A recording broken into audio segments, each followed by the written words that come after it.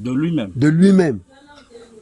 Il s'est fait inscrire à l'école et en une année, il était au cours préparatoire première année.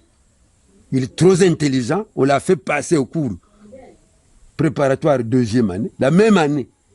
Trop intelligent. On l'a fait passer au cours préparatoire au CI1. Donc, au cours élémentaire. Élémentaire, première année. La même année, la même année, il est arrivé au CM2. Donc, il a brûlé les étapes en une année. 7 ans, 8 ans. Oui, il a brûlé les étapes et il était au CM2. Il devait donc faire le CEP indigène. Et lorsqu'il a présenté le CEP indigène, il était reçu. Comme il était un peu un extraordinaire doué, un enfant doué, on va l'envoyer à Kindamba, dans un petit village. Dans un petit village de Kindamba. Et c'est là où il sera moniteur. C'est à quel âge finalement qu'il devient moniteur? Il est parti, il est allé là-bas à 9 ans. À 9 ans, il était déjà moniteur. Il a émerveillé les prêtres et il n'a pas mis beaucoup de temps qu'il sera rappelé à Brazzaville. Et quand il sera rappelé à Brazzaville, c'est là où il sera recruté à la douane. Il est le 22e douanier du moyen Congo en ce temps-là parce que ce n'était pas encore république. Quand il fera son premier voyage en Europe, il ira se faire recruter dans l'armée française. Parce que l'actuel roi Mohamed, son père lui disait qu'il avait fait la même prison avec Machoua, qui revenait du moyen Congo. Et finalement, arrivé en Europe, quel était le mobile pour Machoua? Ou bien pourquoi il était parti? Est-ce pour continuer les études de douane ou c'était pourquoi exactement? Lorsqu'il est parti en Europe, le pouvoir du moyen Congo régnait. Et au niveau du Congo, les indigènes n'étaient pas libres. Il y avait d'abord le Nkwezo. Le Nkwezo. Il y avait le Frankatatu. Le Nkwezo, c'est le Nkwezo, c'est la sève. La sève qui devait servir à produire le caoutchouc. Ah. Et la sève là, ça sortait d'une plante qu'on trouve maintenant dans nos savanes là. Maintenant, oui, il fallait qu'on la pile. Tout est no, oh, ta tout est no, moko majikana bolo bolo mututa mukwezo. Voilà, cette chanson-là, c'est la chanson de cette... Ah, parce que Djamere était là pour prendre les... Oui, c'était un blanc. Simple. Donc il fallait piler le mukwezo. Parce que le soir, il vient pour ramasser. Pour ramasser. Oui. Il sera le premier qui va écrire au gouverneur. Wow. Voilà pourquoi on dit Ndombi Kundombi, Saririn Kanda, commanda Diande Machoua André. C'était Machoua André qui avait le premier noir qui a écrit une lettre au gouverneur pour lui dire que lorsque vous êtes venus, nous, vous les blancs, nous ne sommes pas contre vous. Nous aussi, les Noirs, nous avons une culture. Vous aussi, les Blancs, vous avez aussi une culture. Nous ne devons pas nous mener la guerre. Mais ce que je trouve, moi, parce que ce que je vous dis là est vrai, Machoua n'était pas contre le Blanc. Mais alors Machoua il était pour que le Blanc travaille ensemble avec le Noir. C'était ça sa politique. Ce que le blanc connaît, il montre au noir, et ce que le noir connaît aussi montre au blanc. C'est ce qu'il voulait. L'histoire nous dit que Machoua a rempli également des fonctions dans, je ne sais pas, la province à cette époque de Kikala. Est-ce vrai? Machoua n'a pas exercé des fonctions à la province. Mais Machoua on l'avait déporté dans le Poul pour faire la prison. Toujours en prison. Il avait d'abord fait la prison de Mindouli. Après la prison de Mindouli, Machoua était emprisonné à Kinkala. À Kinkala. Et à Kinkala, il a cassé les pierres. On lui a amené des pierres, de grosses pierres. C'est à la place Machoua. Là où il y a la statue, à côté de là, il y a la place pénitentiaire d'André Machoua. là où il y a un petit bustre là. Là, c'est la place pénitentiaire. C'est là où il cassait les pierres. Et c'est à partir de cette pierre qu'il avait cassée, lui, qu'on avait construit l'hôpital de Kinkala. Attends, donc la construction de l'hôpital de Kinkala, c'est finalement les pierres à partir des pierres cassées de la main de Machoua. Tellement historique. D'autres existent encore jusqu'à ce jour, ajouta Ntumwa. La plupart des maisons coloniales.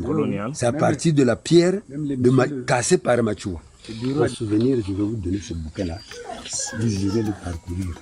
Merci beaucoup. Merci. J'ai le double de ce bouquin. Merci beaucoup. Donc je vous donne celui-là. Allez un peu le lire, vous serez bien puisé. Merci beaucoup.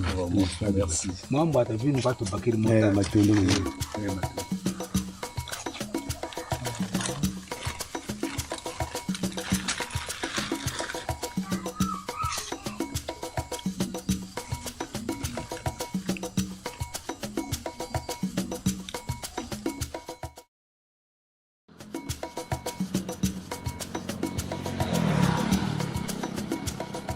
Lobota nous fait visiter le monument érigé devant l'hôtel de la préfecture.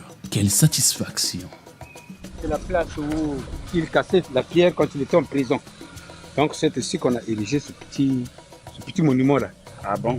Donc on le fait sortir de la prison, on l'amène ici et il cassait cette pierre-là pour la construction des bâtiments administratifs. Ah oui, donc c'était un gros caillou qui était ici là? Vraiment, c'est des cailloux qu'on avait entassés.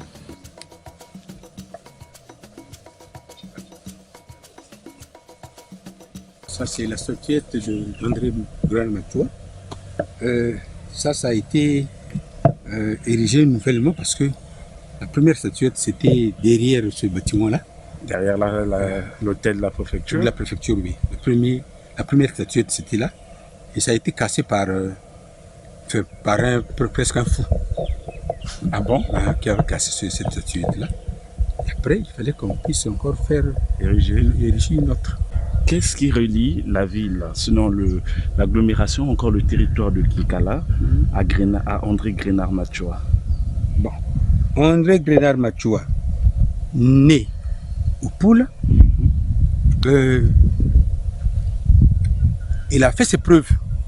Les preuves lesquelles? Parce que d'abord, il ne voulait pas se soumettre surtout à la colonisation, parce qu'il se disait que non, mais ce qu'il nous impose là, c'est pas tout, c'est pas ça. C'est comme si c'est votre village où il y a eu un célèbre chef de village. C'est le célèbre chef de village est chez vous. Après sa mort, vous trouvez que non, mais c'est quelqu'un qu'il faut honorer. En érigeant une statuette.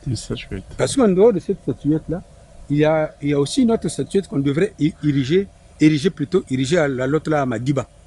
À Madiba, ça c'est Tamundongo. Tamundongo, qui aussi a fait son temps pendant la période, pendant la période coloniale. Oui. Parce que Tamundongo a même cassé la baïonnette du blanc. Tamundongo, pour se battre, n'avait pas besoin de... Non, il envoyait les abeilles et puis c'est tout. Il ne voulait pas se soumettre surtout à la colonisation, parce qu'il se disait que non, mais ce qu'il nous impose là, c'est pas tout, c'est pas ça. Et puisque quand vous comprenez même les gens pour reprendre certaines choses que les Blancs nous amenaient, c'était un peu difficile. Très difficile. Je vais vous prendre un exemple de Soumouna. Dans cette contrée-là, on devrait leur déposer du poisson. Et on avait demandé au chef du village de sensibiliser ses habitants pour qu'ils aient des étangs. Qu'ils préparent des étangs et le blanc passera leur déposer du poisson afin qu'ils puissent s'accroître. Voilà. Mais quand le blanc est arrivé, vraiment sincèrement, ces parents-là, en train d'animer, parce qu'ils ont reçu un étranger, il fallait qu'ils animent dans leur petit groupe. Mais comprenez qu'ils ont donné des directives à leur chef dans une petite chanson, laquelle le Kalakwa, le foyer, Bingulu, c'est des petits poissons qui devraient être dans la rivière. Oui. Donc ils disent à leur chef, le chef du village, Taloufouа, de refuser ce poisson-là. Sinon, il viendra... non, de refuser ce poisson-là parce que nous avons notre propre poisson dans l'eau. Donc ça, on ne prend pas. Comme c'est toi qui es là, notre représentant, qui va transmettre cela auprès du blanc qui est arrivé avec ces poissons. Donc il faut carrément refuser. Alors une révolte intelligible. Intelligible, voilà. Kalakwa il y a le foie, Bingouloubi est au bien, alors que c'est Bingoulou, les petits poissons là qui n'existent plus. Pendant que le blanc leur amène du poisson. Après, quand ils sont arrivés à Madiba, ils ont préféré donc aller d'abord à Boko, où ils ont presque tout déposé. Les bœufs, les arbres fruitiers, les poissons. Vraiment, c'est dans cette contrée-là qu'ils ont tout déposé. Sincèrement, donc, là, tout le monde avait refusé. Même les laitiers que vous voyez là, c'est à peine. Parce que se disait que non, Boko, bon, c'est proche là-bas, il y a la fraîcheur, donc ça ne peut pousser que vers Boko, et puis la terre là-bas est fertile. Alors qu'au fond, ce même laitue, on le cultive maintenant, on le retrouve partout dans Kinkalame. Donc, Machoua, par rapport à ce qu'il avait fait, il était contraint donc de diriger ce monument-là. Ça vaut la peine.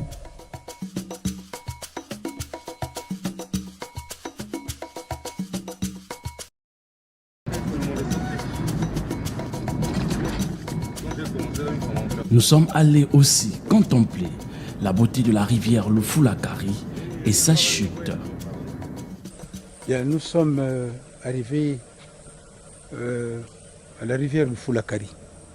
Lufulakari, ça a été un nom donné par les Français. Normalement, c'est le Folankari. Le Folankari, parce que les commerçants qui partaient de l'autre côté, pour leur marché, pour venir vendre leur bouteille de l'autre côté de Yalavunga. À un certain moment, quand ils arrivaient, la rivière devrait être en crue. Les eaux montaient. Il était très difficile de passer sur le petit pont qu'ils avaient arrangé. Donc, en ce moment-là, ils devraient attendre jusqu'à ce que ces eaux-là descendent. De l'autre côté là-bas, c'est Nkamambangala. Ces commerçants-là avaient l'habitude d'amener des bois. Enfin, comme soutien, ils marchaient à l'aide de bois. Mais avant de traverser, ils ne pouvaient pas traverser avec son bois-là sur le petit pont qu'ils avaient fait. Donc ils étaient contraints d'abandonner ce bois-là de l'autre côté pour aller au marché. Donc, par rapport au nombre de commerçants, vous retrouverez qu'il y avait beaucoup de bâtons. C'était ce qu'on appelait Nkama Mbangala. Donc, vous ne pouvez pas les compter. Nkama, c'est le bâton? Non. Nkama, c'est le nombre. Le nombre, mais voilà. Quand il s'agit au lieu de dire que non, beaucoup de bois, ils ont dit Nkama Mbangala. Gabampakasa va tomber directement dans le Fulakari. Donc Gabanzoko, dans le Fulakari, voilà.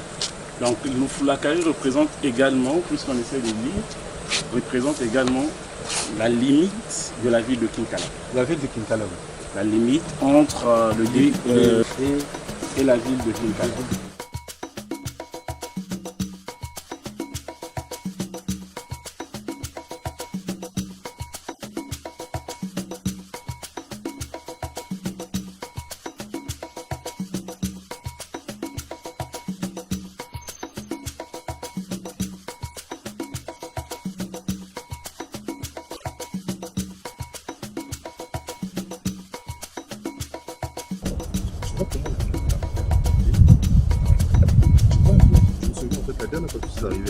Nous avons marché tout au bord là. Oui. Il y a des rochers, hein. Juste aller sortir là. Voilà pourquoi je vous ai dit commençons par là. Et on va faire ça.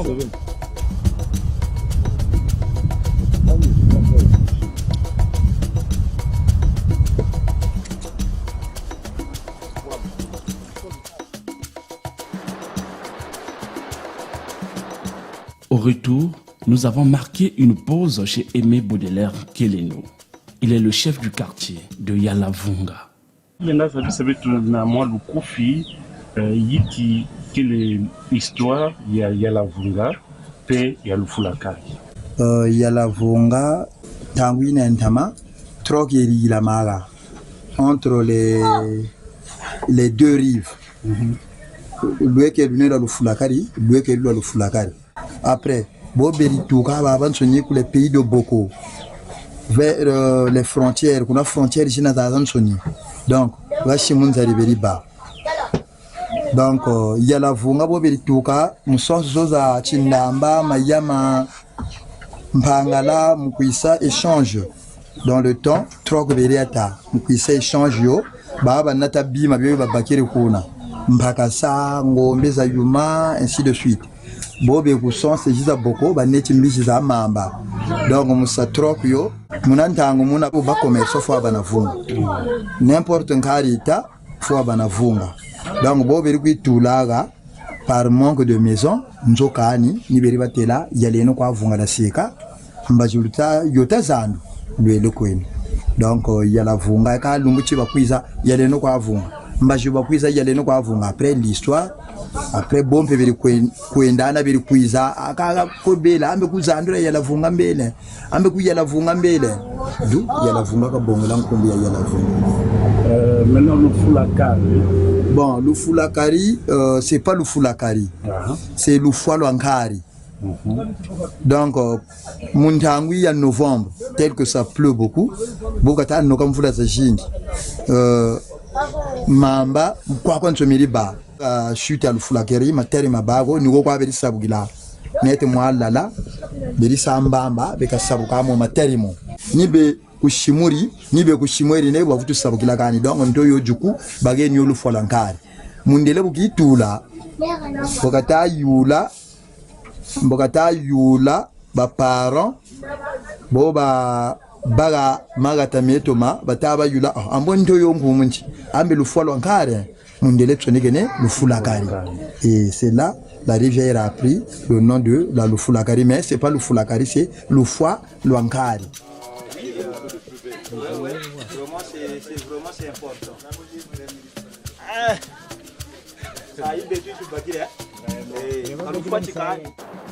Nous nous sommes rendus ensuite à Muluangu dans le but de nous altérer, prendre un peu le Ntsamba. Sur place, nous avons fait la rencontre de deux marchands. Le premier vend le Ntinia, en français asperge. Et auprès du deuxième, Lobota a acheté les Mpangu, en français grenouille. Ntinia. Jikina kutekisa kia faso. Mteka yo mjila kwa babo kamino bujiyo kako banga kamino kuni yagisa bashiri subi. Baki s'arrêter aussi. Eh. Ngeke tekisa kia unayi kwa makia. Nkama. Kama 500. Ça m'a dit 500. Ngeke kunda kia ou bien yake kula kia musi. Baka yo mpashi. Aha. Donc penu boko abatekela baba suni kama batekela. Benke dzwa kia nakacha buso. Na kacha buso. Ma toka. Yaliboka baka tima. Wakati kokoto. Omo mpashi kampasha kwa yanu baka. Timorita kwenda kilaboka ndege. Kilaboka baka pangu. Posons-lui quand même des questions. Comment ça c'est costaud hein? C'est costaud, mais celle qui était ici c'est costaud. C'est la grenouille. Vraiment c'est le bon repas. Ah parce que il ça là na pêcher. Na goudaya et parfois moke bokela ba. Je les appelle. En tant que chef-lieu du district et du département du Pau, la ville de Kinkala est fortement représentée par les services préfectoraux, municipaux et militaires, 80 administrations départementales et sous-préfectorales, les services éducatifs et sanitaires pour ne citer que cela. L'absence des compagnies pousse les jeunes à appliquer et mettre en pratique l'article 15 du fameux président du Zaïre, je citais Mobutu, qui stipule « débrouiller pour vivre ». Ces jeunes deviennent des conducteurs des moyens de transport en commun, à savoir les taxis et taxis-motos. Gérard Mikwiza, dit Madas, l'un des taximens de la ville, nous parle de son métier, ses avantages et difficultés. 2010, 2011, 2012 taxi motokaza ba kaba taxi ko za voiture parce que kaba goudron ko. En 2014 madame le maire telenchi kavutande bagatari tomene kavutande ba taxi za vélo donc faut c'est nos taxi za voiture la taraba modernisé tibu tutazonza changu na ikasaka taxi akatira kinkala tibu na ibaka camion ya meno ya mebeni bobuta batika musa taxi en 2014 vraiment recette parfois 40 000 20 25 000 35 000 mais oui mbongo turi bakaza jingi tous les jours 20 000 njeri ko gana ko yaya madame le maire buka katuka buka fois bishifu tukarisa taxi moto kata sala baki mbongo ko tayika en difficulté donc boabu tayika wamana baka 10 000 ou bien wamana baka 15 000 donc ngolo shiri parce que boutu tazonda bu toleliba au moins même na 400 taxi moto. Pendant la nuit, l'ambiance est présente à Kinkala, comme dans les grandes villes du pays.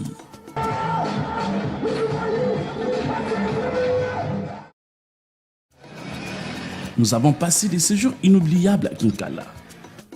En dépit de tout, nous sommes ravis de tout ce que nous avons rencontré et visité dans cette belle cité. Aujourd'hui, nous vivons ou nous avons les mêmes conditions de vie que Brazzaville. Et mieux encore, Brazza aujourd'hui, c'est avec son agrandissement, on n'est pas loin d'une poubelle, si je peux m'exprimer ainsi. Et quand c'est comme ça, vous réaliserez que la santé prend le coup. Mais ici, non seulement nous respirons l'air pur de la nature, mais nous avons aussi la possibilité d'avoir tout ce qui est vendu à Brazzaville ici, sur place. Donc on peut ou ne pas bouger pour aller faire son marché. On reste sur place. Tout ça, c'est des acquis. Et quand vous avez l'électricité, l'eau, c'est des facteurs de développement. Comme Julien, Kinkala restera à jamais une belle cité pour nous. À nous revoir dans nos prochaines aventures.